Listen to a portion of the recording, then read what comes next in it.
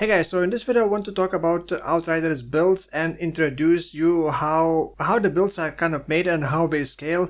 And I think it's a lot more interesting when it looks on the surface. This is not gonna be a build guide video. I'm gonna try to showcase a couple playstyles on Technomancer class and also talk about one of the builds in more details. So maybe to begin, let's say there are basically 3 ways of dealing damage. With your class skills, and then the class modifiers, with your weapon, and then with your weapon procs. And I'm trying to figure out what would be the example in Path of Exile. I guess it would be like, let's say, playing a spellcaster and then playing like an attack build. Bonus firepower builds are like attack builds, and then the anomaly power builds are like spellcasters. Now, the Outriders does have multiple passive skill trees. With the new DLC we brought extra, basically 2 passive skill trees. And a lot more build diversity. Well, I guess a lot more power creep. Maybe not necessarily build diversity, but we added new legendary sets which enabled a couple more builds. There are 4 classes, and in this video I'm only gonna talk about the Technomancer. So this class is more like a gadget utility things, but it has a lot of different builds. Unlike, for example, Trickster, which I think only has a couple interesting builds, at least to me. Technomancer has turrets, it has a minigun, rocket launcher, it has freeze. Actually, this class is focusing on toxic and freeze, essentially. These 2 elements. Each class has their own like element, almost like a theme. If you want to play dots, you look into Technomancer. If you want to play freeze and freeze explosions, you look into Technomancer as well. Turrets, Technomancer. So here are the main skills. For Technomancer, we got Scrapnel, we got Cryo Turret, which shoots cold projectiles, I guess. There's a Pain Launcher, which is it's actually pretty cool, but very loud in game. So Blightfire basically fills your magazine with toxic infused bullets, which do extra damage. Tool of Destruction, you can either get a rocket launcher or minigun, and they completely replace, well, not really, they don't trigger like the weapon modifiers or anything, and essentially they have their own ammo, and once it runs out you will end the skill, unless you end it prematurely. Then there's a Fixing Wave, which is basically a heal, which can have some other utility. Cold Snap basically freezes enemies, but it can also do a lot of damage with certain modifiers, and also Chain Explode enemies, very, very cool. And the Blighted Turret is basically like a Cryo Turret, but weaker, and it's like a flamethrower turret, but it shoots some toxic. Now, if you look at the class, there are like 3 branches, like 3 themes. The upper part is usually the physical build, like mostly focusing on guns. The middle part is like a tanky utility stuff, and the bottom part is basically focused on anomaly power. Maybe this was a bit long intro, but let's get into building and how everything works. So let's say we want to play with turrets. What do? You realize that turrets scale with your anomaly power, right? So your anomaly power scales turret damage. So we want anomaly power and we want modifiers that affect turrets, right? There are basically 6 sets for each class, and then there are legendary sets that are like universal, not based on each class, and then there are a couple legendaries that don't have any set bonuses, just a single item. Mostly helmets. The set bonus activates when you have 3 out of 5 pieces, and unfortunately you cannot have 2 set bonuses active because you only have 5 equipments that can have sets. The Technomancer set, using turret skills, increases the turret damage by 10%, bonus lasts 10 seconds and stacks up to 5 times. And I was originally using this set, use all the pieces, swap couple modifiers, and then it was doing kind of alright. But then when playing online, I saw someone else doing a lot more damage, and at the end of the match, at the end of the round, you can actually see the damage done and what skills we used and how much damage we did with each skill. And I saw that it had some kind of weird modifier that wasn't even a skill itself, that did like a lot more damage than anything else. And I looked it up, and the thing that did a lot more damage was Lethal Devices, which is from the PAX 3. So I looked it up, and turns out the best way to play the turrets build is to not use the turret set, but use the freeze set, the Borealis set. The more different, more multipliers you stack, the more damage you're gonna have. Just like in Path of Exile, you want to stack as many more multipliers as possible. So, for example, look at these gloves. Deal 16% more damage against enemies afflicted by freeze, and then I swapped the modifier to deal additional 16% more damage against enemies afflicted by toxic. And this is Technomancer, so it's very easy for me to apply freeze and toxic. The Borealis set is actually bonus firepower, which is not anomaly power, which does not affect the turrets themselves, but the set bonus is so strong, and the rest of the items match and modifiers match so well for this that it just gives a lot more damage. And this is not like a fully min-max build. I'm still missing a lot of pieces, still missing a lot of damage. So the set bonus increased damage on frozen enemies by 50% from any sources. That's the cool part about the more multipliers, because normally your anomaly power only affects your class skills, and there are some passive skills that also do extra damage based on that. But it doesn't affect your weapon modifiers or anything. But for example, this deals 16% more damage against enemies afflicted by toxic or freeze, scales all the damage, not just your class skills, but also the weapon hit damage, the weapon procs, and everything else. This set that gives 50% more damage is insane. The critical damage is whatever, and the cold snap works defensively very well. And basically enemies are frozen pretty much 24/7. The cooldown turns out it is capped at 50%. Unless something else overrides that. So we want to be able to freeze enemies reliably. That's why you're going to be using Cold Snap. Cold Snap freezes enemies, great. So then we have Blighted Turret to apply Toxic instead, so we don't require a weapon with Toxic, because weapon Toxics usually have a cooldown on applying the Toxic. So the Blighted Turret just applies Toxic to all enemies that we hit. And the Cryo Turret is the main damage source. Then we also look into other mods like the Cryo Turret. Everything for Cryo Turret and extra damage, extra speed, multiple turrets. You can actually place 2 turrets with 2 barrels shooting twice more and faster, stuff like that. And then you can enhance the Cold Snap to also do damage when enemies explode, when we die while frozen by the skill. So it can actually chain explode, and the AoE is very big for the Cold Snap. Well, the explosion AoE is not very big, so enemies have to be pretty close. Different tier of the same modifier also stack, but you cannot stack like let's say 5 of the same 16% more damage against frozen enemies. You cannot do that, but you can stack this one, boost your damage against enemies with freeze by 8%, and then the one, basically the same one but 16%. You can stack those as long as they are on different tiers. Now, in addition to that, when you look at the passive tree, every time we apply Toxic, we can also apply Vulnerable. And Vulnerable, if I remember correctly, it is 15% more damage from all sources. However, we also get extra 40% more effectiveness of Vulnerable, and another extra 40% more when we apply Freeze. We don't need to apply both Freeze and Toxic to get 80% more. You just apply either of them. So in addition to that, we reduce the cooldown on the Cold Snap, basically, on the gadget skills. In addition to that, we also get stuff like this. Enemies afflicted with freeze receive 10% more damage. And then we add some conditional, or conditional buffs, short duration buffs like this one.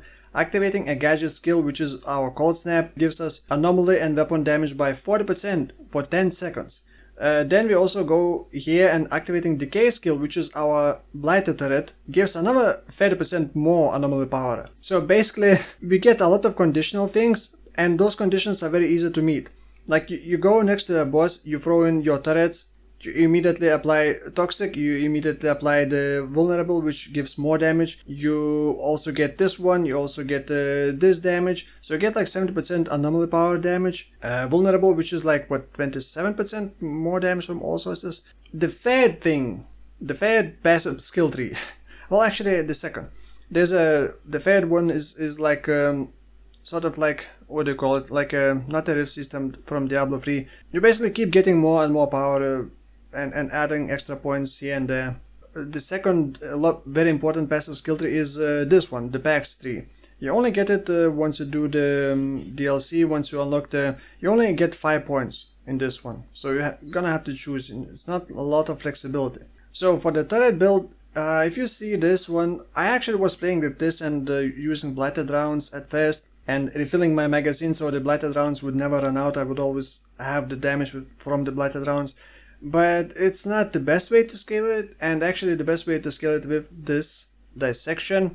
Of course, you want the lethal device. Your ordnance and gadget skills inflict toxin and do extra 5% of your anomaly power if the toxic is refreshed. So when you use the Cold Snap, it applies toxin on all the enemies. When we explode, they do even more damage. The cryo turret also can inflict toxic now. There are more conditions like activating skills, increase your normal power, again 10%, just damage when you use a skill. So you're gonna have to keep spamming your blighted turret like every 10 seconds. Then we get a bit of regen, and then we go here. Each time we apply toxic, it also applies an additional random status. So it can be like bleed, ash, burn, stuff like that. And then lastly, 5% more damage on enemies for every status inflicted on them. The node behind that helps a lot with that. So essentially you apply multiple ailments and you get like what, I'm not even sure how much you get, but let's say 20% more damage extra. So that adds a lot as well. And the Ascension is basically, because this is anomaly power build, you basically pick up all the things from anomaly. We don't need the skill leech, because by the way, the turrets with the skill leech will leech life to you. So as long as you don't get one-shotted, and I believe you cannot get one-shotted, you're never gonna die, or at least you shouldn't be dying. And then for the weapons,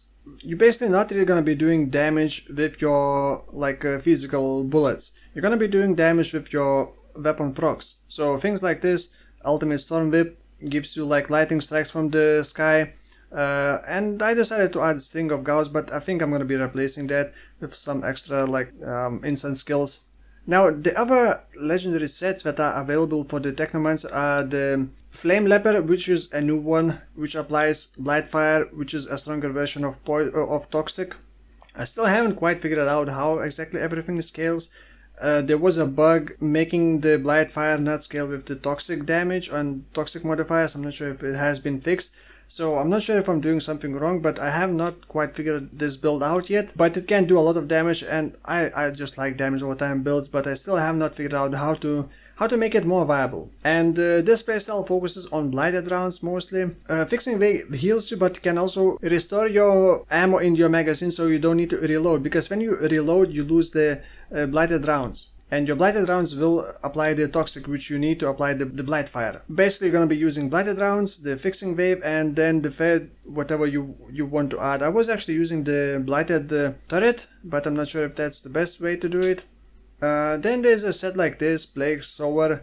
Upon applying toxic status, gain 5% damage reduction and 10% firepower bonus for 10 seconds, stacks up to 5 times. So basically you can get up to 50% firepower bonus. This is basically a physical build, but then again toxic scales with anomaly power, so I'm not entirely sure how you would scale that, but it's a less interesting thing. You can basically do, well, pretty much any build. It's not like really a build that you can easily display. There's so much flexibility. You use different weapons, you use different skills, you whatever you want to do. As long as you're applying toxic, you're gonna get firepower. Then there's this Borealis set, which originally I thought that it's like a standalone thing for the cold snap to chain explode and stuff like that and play with snipers, but it's really difficult to play with snipers, so I'm not sure if I would like completely focus on Borealis set and cold snap and snipers. It works much better with the turrets and some other skills. Then there's Torrential Downpour, which is using the Scrapnel. Scrapnel is the first skill. You basically throw like a blue glowing apple and it explodes. It is scaling with the anomaly power, and the set bonus makes it split and explode multiple times. Playstyle is like a mine build. In Path of Exile you throw mines, they detonate, they explode. I don't really like the Scrapnel because it has like an arcing trajectory, and sometimes it's very easy to throw over enemies, and then if you miss the enemy, like you think you're aiming towards the enemy, but it just flies a bit to the side from the enemy and then lands somewhere way too far and doesn't detonate. So it's a bit trickier to play and requires a bit more precision and I guess patience to set it up, but it can be like a pretty fun nuking build. I was, in addition to the Scrapnel, using the fixing wave to heal me and to apply weakness to enemies when I use it, and also was using the pain launcher, which is this one. The pain launcher is pretty cool. There are lots of cool modifiers, but it doesn't rotate, so you have to place it in the right spot at the right time, or else it's not really gonna do much. It can also recover your magazine as well on a hit, which is gonna be used for the tool of destruction. I'm gonna talk that in a moment. But yeah, it's basically spamming the Scrapnel, and you can add something else.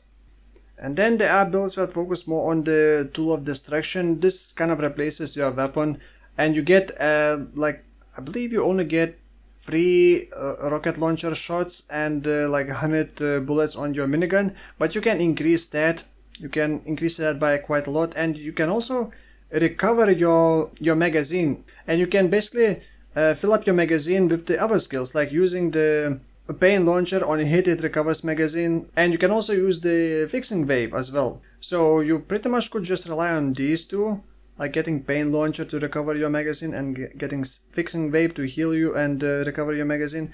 And you also can get like defensive stuff while affected by the tool of destruction. It does scale with your anomaly power, so it's not like a physical build, but the enemies will be using the resistances rather than armor to mitigate your damage. And the rocket launcher is like a nuke thing, but if you miss, and you have limited amount of bullets, so if you miss, you're gonna suffer, and you don't want to miss. You need to be pretty precise. But the minigun is, I think, a lot stronger, but you also cannot really move fast. So against like the final boss in the Taria Gratar, you want to be able to move because it's gonna just kill you otherwise. So you may not want to use minigun unless you can just burst down the bosses very quickly. And you also unfortunately cannot proc weapon procs because it replaces the weapon. So you can have cool weapons, but then you kind of replace it with like a boring, without any glow rocket launcher or minigun. So it can be fun, but it can also become very boring very quickly. But also when using minigun, there are lots of like defensive modifiers that can basically make you almost immortal as long as you are hitting enemies. You get such a massive amount of skill leech. Basically, monsters cannot kill you unless they freeze you. Actually, we can't even. I think we cannot even freeze you. You also cannot be knocked back or knocked down, so that adds a lot more survivability as well. By the way, the set is called Grim Inventor. While Tool of Destruction is active, either the RPG or the minigun, a confirmed hit with the pain launcher, it refills 40% of your ammunition for both minigun and RPG. So basically use the skill, use this from the set to refill your magazine, or you don't need to go with that set and you can focus on fixing wave, which has a modifier that you use it and completely refills your magazine in the current weapon. Actually, I haven't tested. Does it work with the RPG and minigun? I was pretty much just using the pain launcher. And then you can mix with the different like modifiers here. Like this one basically increases your damage of the rocket launcher, minigun, or the pain launcher, or the scrapnel based on your status power. And your status power is like imagine ailment effect. The element strength, you can actually see your status power. I have 122%, so it increases the damage of the damaging ailments and increases the duration of the non-damaging ailments like freeze, ash, vulnerable, weakness. It doesn't mention the Blightfire, weird, but it should affect Blightfire as well. So yeah, there are a lot of ways to scale the damage, and I'm still learning how everything works together, how everything interacts together. By the way, if you know about the Blightfire build, let me know in the comments below how do you scale it. I don't really want to research because I like trying to figure out things on my own with a little bit of help if I don't know, and instead of like watching the whole build. I don't want to do that. I would just rather get some bit of extra information and try to figure things out myself. Actually, I haven't spoken in a couple of days, so I'm starting to lose my voice now, so I think that's a good time to end the video. Let me know in the comments below if you want me to do like a video about other classes and showcase like their playstyle. And yeah, thank you for watching, and I'll see you in the next one. Bye bye.